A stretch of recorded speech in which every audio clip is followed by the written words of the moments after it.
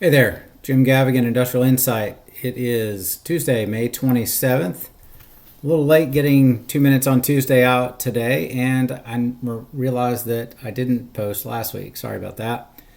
But I do want to talk about something that's been popping up. Matthew Littlefield, and I've seen some other people talk about this, but this is Matthew from LNS Research, has pointed out that it's been released that we're at a minimum equally productive in manufacturing in 2024 as we were in 2004.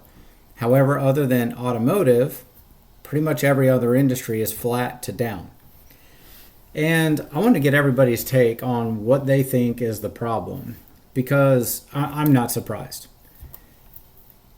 I'm curious as to what everybody thinks is the reason behind it. We have better tools than we had in 2004. We have more automation.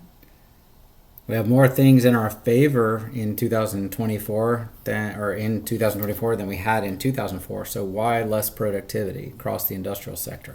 I'll talk about my thoughts next week.